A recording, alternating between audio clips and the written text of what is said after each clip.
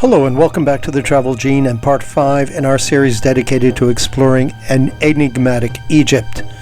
In today's video, we continue our adventures with an exploration of Coptic Cairo. Egypt is a land where ancient traditions and faith have clashed and endured for nearly 2 millennia. The Copts, the indigenous Christians of Egypt, comprise between 5 and 15% of Egypt's population. They trace their roots to the earliest days of Christianity, when St. Mark the Evangelist is believed to have brought the gospel to Alexandria during the 1st century. During the Roman and Byzantine periods, Egypt became a major center of Christian thought, producing influential theologians like Origen and St. Athanasius. However, the rise of Islam during the 7th century marked a turning point as Coptic Christians adapted to life under new rulers while preserving their unique identity, language, and rich artistic history. From grand monasteries of Wadi el-Natun to the ancient churches of Old Cairo, Coptic Egypt remains a testament to resilience and spiritual devotion. Today, the Copts continue to play a vital role in Egypt's cultural and religious landscape, keeping their history alive through faith, art, and tradition. They often benefit from comparatively higher wealth and education levels of attainment and are known for their sharp business acumen.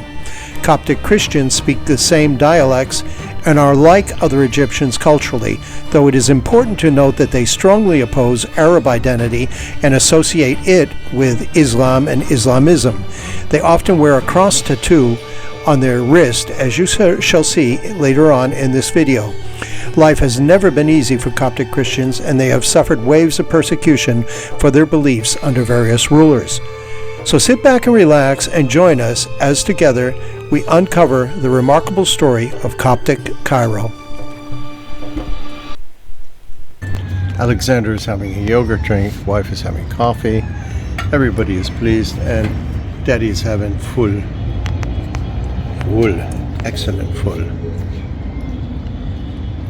Al-umma lana fima raskatana athbanar.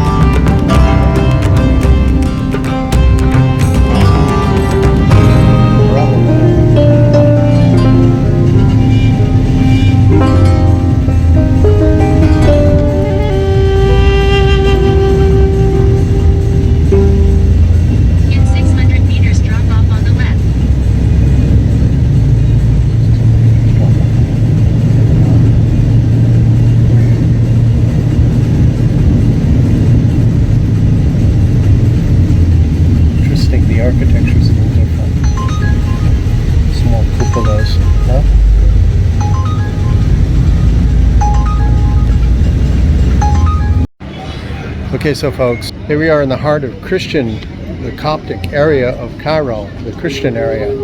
So interesting, and almost like a city within a city. So here we have the main street, the main entrance, and as we came in through a gate, a protective gate with of course, check the bags and so forth. There's the very first church, Ministry of the Interior, Cairo Police.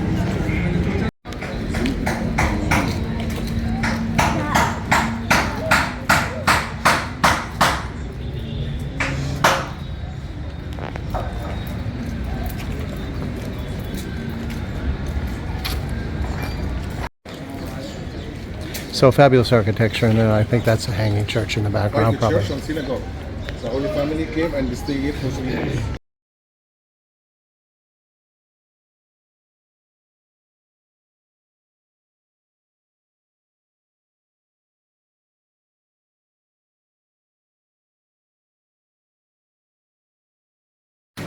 We have the Christian literature, quite expansive in fact. It looks like videos, DVDs and so forth. And books, of course, and book sales all the way lining the walls, all the way down. Sort of like a souk, actually. Sort of like a souk. Incredible windows up on top. Just amazing. It just feels like you're walking back in time. Reminds me a little bit of Jerusalem.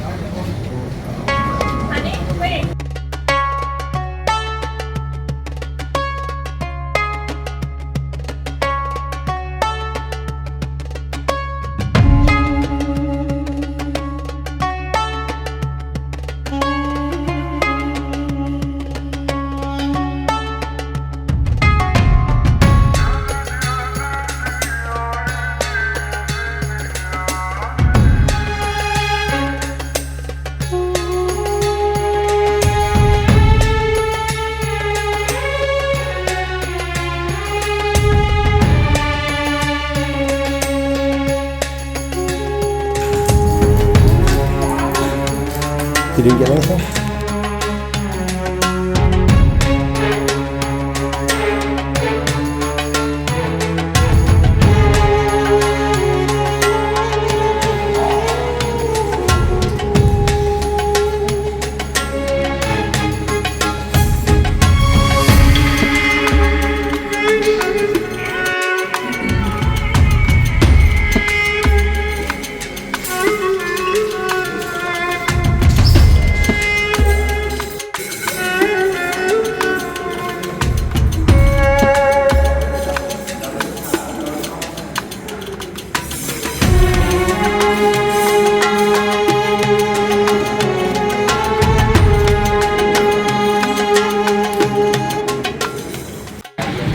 This is the Holy Family fleeing Egypt.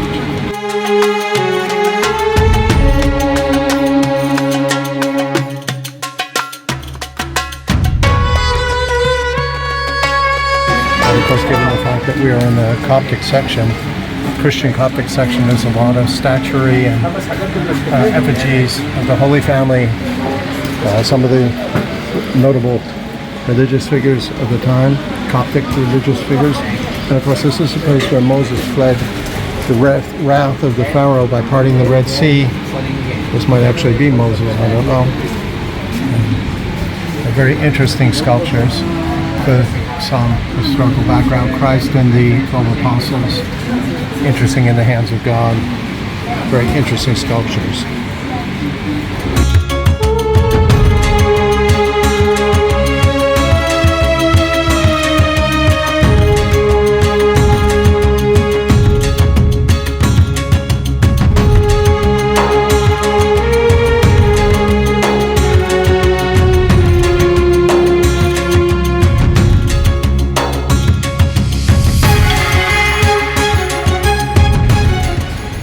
And then a depiction of the Cuban Church of St. Martyr Sergius and Bacchus, known as Abu Serga or Father Serga. Interesting. And this is the history of Moses parting the Red Sea with the Holy Family, fleeing Egypt and the wrath of the Pharaoh.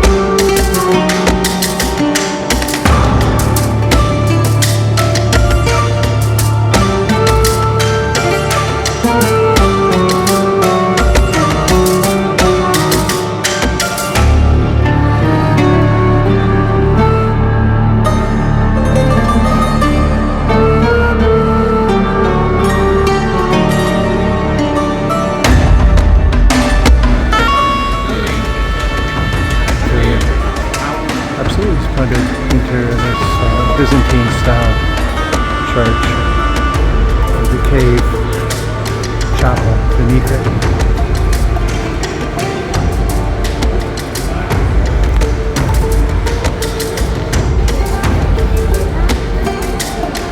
Again, the mural depicting the Holy Family fleeing the wrath of the Pharaoh.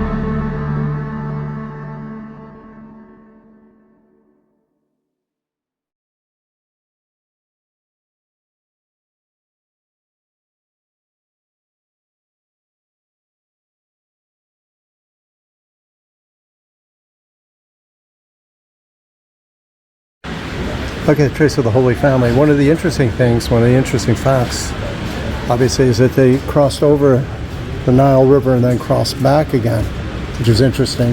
That might have been where any part of the Red Sea up here, where part of Wadi al Natrun.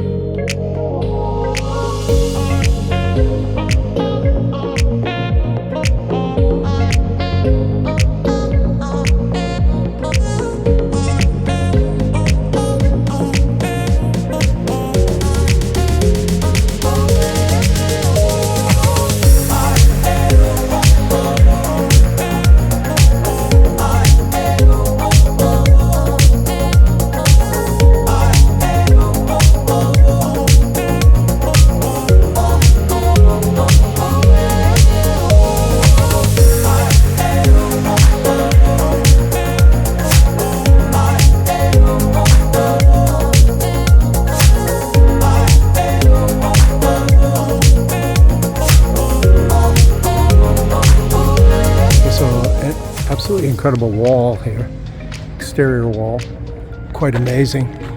And you look at the structure of this, just overwhelmingly beautiful. So pleased to be here. We're near Ben Ezra Synagogue, which is one of the older synagogues of Cairo. There are 20 synagogues in Cairo, split between the Sephardic and the Ashkenazi sects of Judaism. We've seen the mezuzah going in, and now we're going to see where Moses put the basket in the Nile, evidently.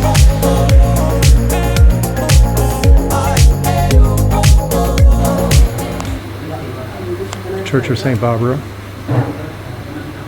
She was a martyr, as far as I can recall. St. Barbara was martyred. Oftentimes they had to be a martyr in order to be given.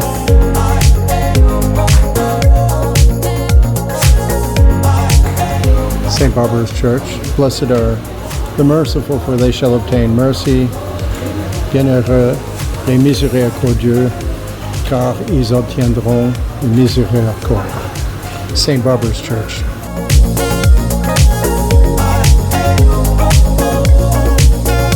Roman Babylonian tower was here at one time, but this looks like, to me, like a Coptic cemetery. Pretty interesting cemetery.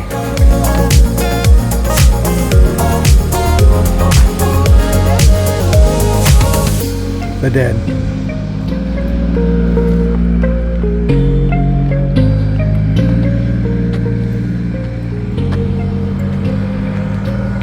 Interesting how they've refunctioned, reutilized these buildings with you got stones, bricks, thousands of years old, and air conditioners coming out of them.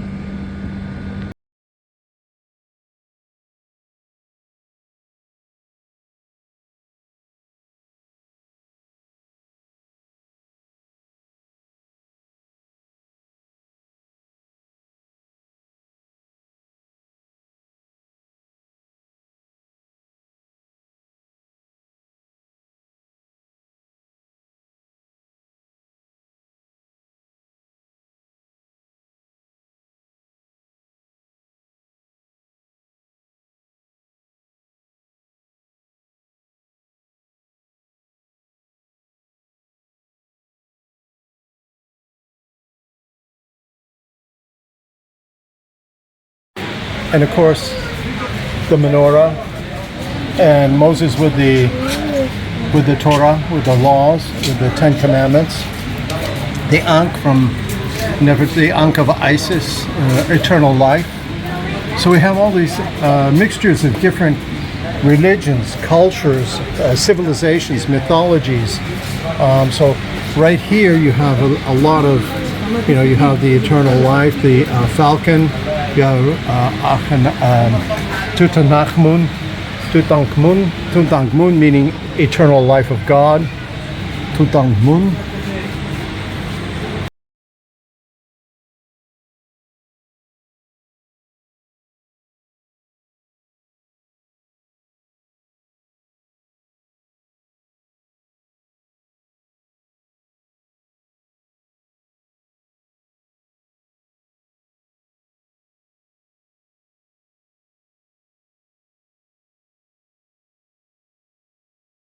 So here we are at St. George's Church. It's an absolutely amazing place. This is actually Greek Orthodox. And you see the Greek flag up there, next to the Egyptian flag. And evidently it was built on the ruins of another church that preceded it, or another structure, but I'm not exactly sure which one. Another, I believe it was a church, but it may have been another structure. You have the Greek Orthodox priest here, standing in the doorway, and you have the Greek flag up here. So this is a Greek Orthodox church, and quite an amazing church, in fact. Quite an amazing structure.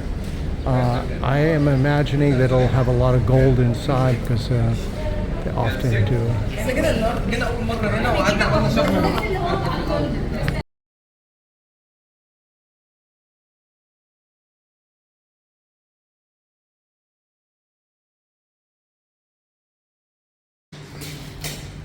And here we are inside the Greek Church of St. George.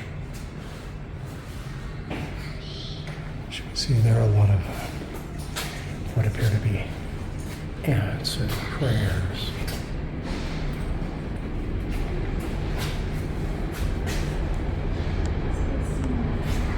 Archbishop Macarius. Maybe not. Maybe Macarius.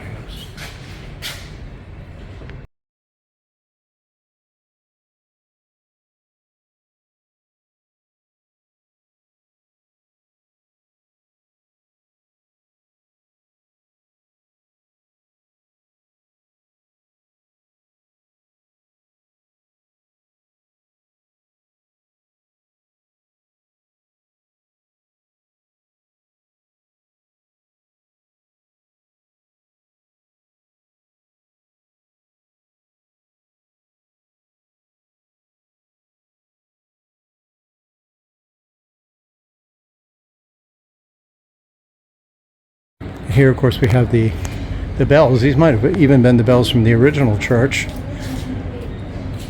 although I doubt it. They look relatively new and in good shape. They are electronic. They are electronic bells. They run off a current. No photos.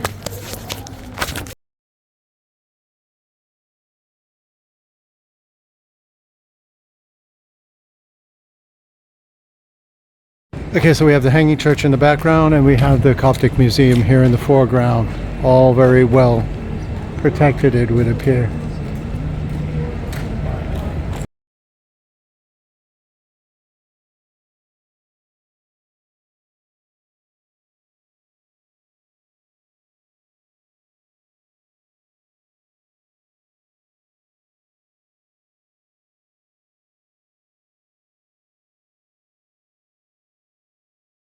Okay, so the inside of the Coptic Museum, very beautiful. There's a hanging church in the background over here. And this is the entrance to the Coptic Museum itself. Nice gazebo on the outside.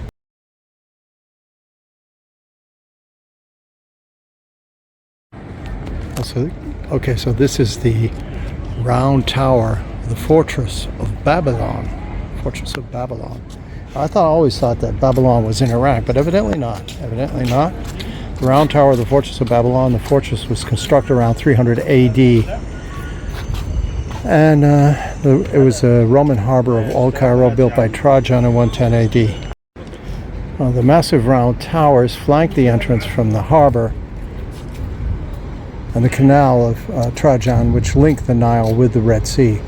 The northern tower, now beneath the Greek Church of St. George, was built over the existing Trajan tower, and while the south tower had been, it's hard to read this foundation, but I'll have a closer look at it, decipher it, and give you the information.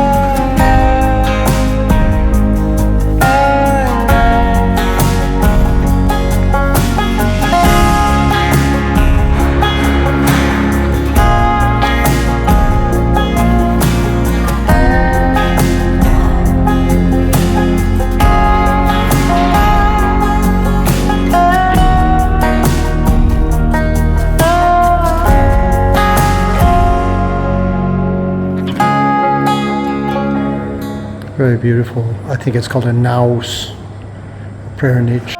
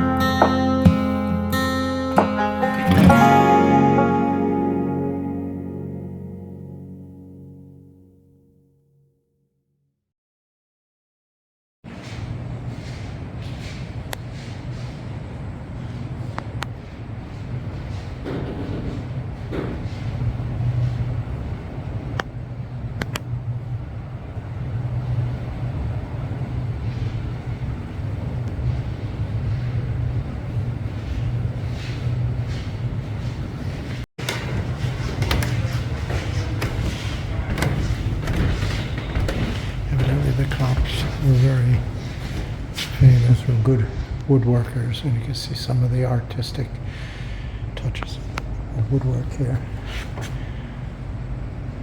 Very beautiful museum, by the way. It's nice just to come in here and poke around. I love these wooden window ways.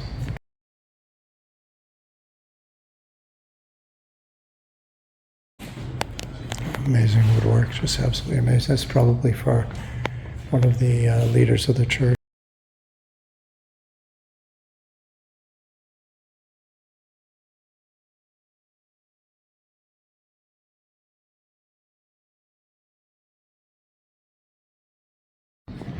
Again, everyday life of the Coptic people.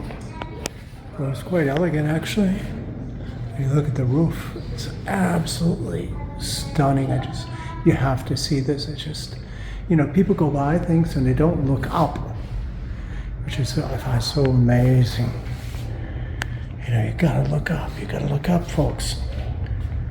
You gotta look up and see what's above you, not just what's in front of you. Be situationally aware.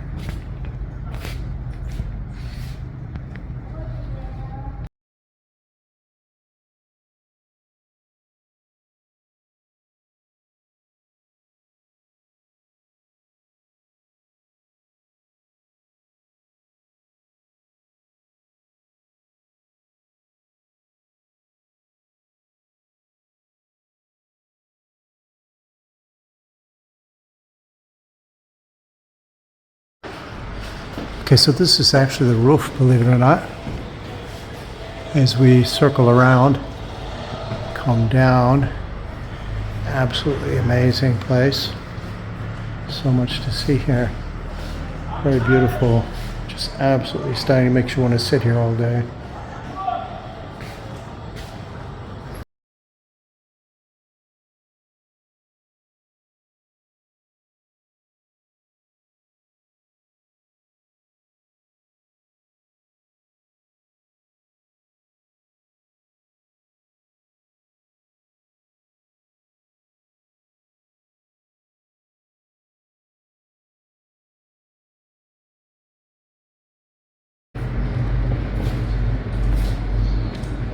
Everyday earthenware.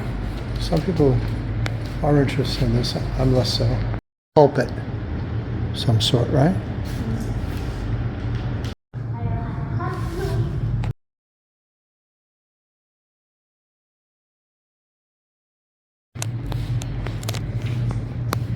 It's like a sort of jewel-encrusted tomb of sorts. There's glass on the front of it.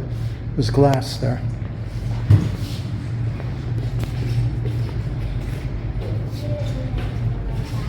Perhaps to hold the body of the deceased or the defunct. Capitals on the corners. Not much different from the Pharaonic burial.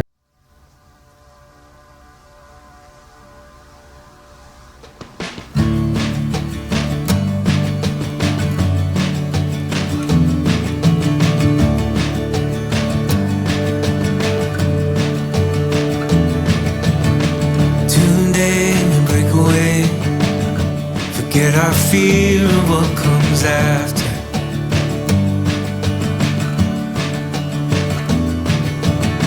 We'll hold on for better days. Let our past begin to shatter.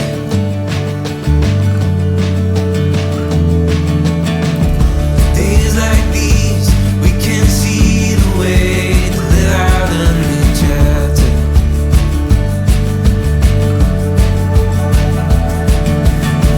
Tide's coming our way as we move closer to what matters.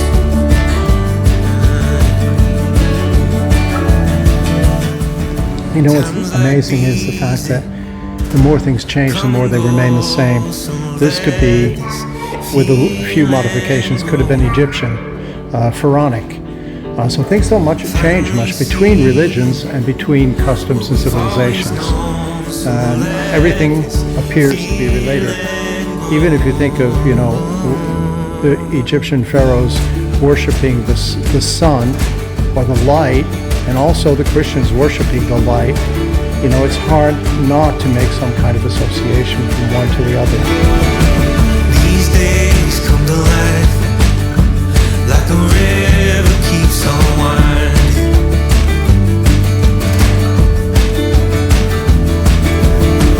We know this is our time. Keep the memories that we're finding.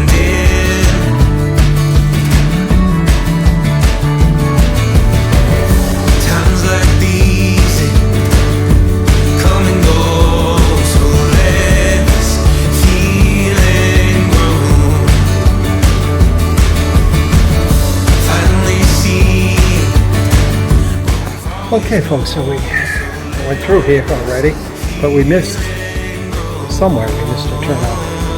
We missed the whole section of the museum, so we're headed back through. Luckily, we hadn't really gone out of the museum, so we never really exited, which means we're still in the heart of the museum, and we're going to be able to go up and see the section that we missed.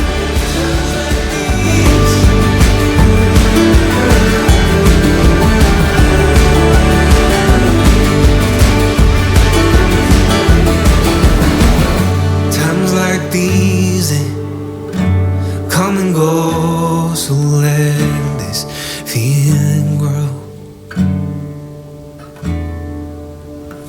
Finally see what we've always known, so let feeling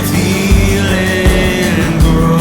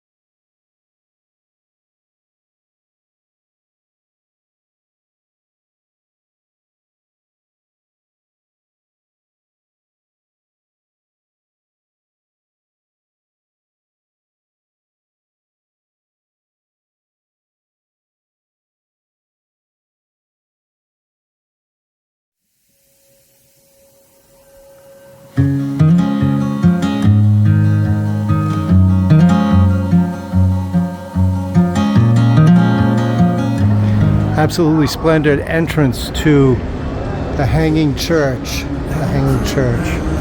Absolutely incredible. Feels like you're going back in time. And it's interesting because some of the writing about the lintel is in Arabic itself as opposed to Coptic.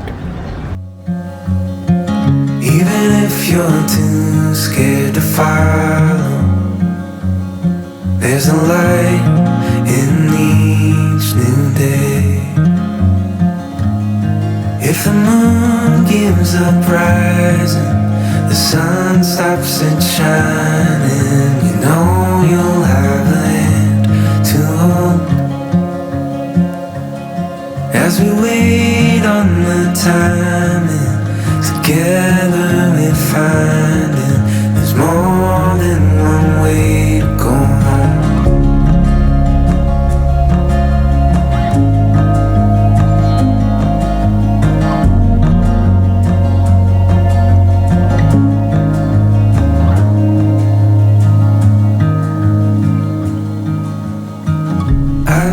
You're tired of this pattern.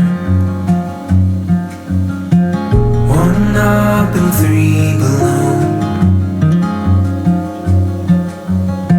When you're chasing after what matters, your heart knows where to go. If the moon gives up rising, the sun stops it shining, you know you'll have a hand to hold. As we wait on the timing, together we find it. There's more than one way to go home.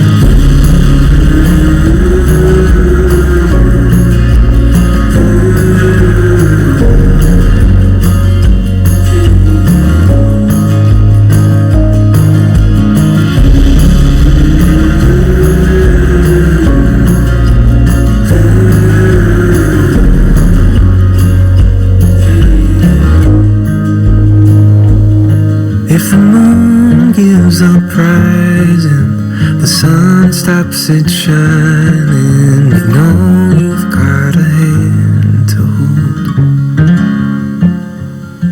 As we wait on the timing, together we're finding there's more than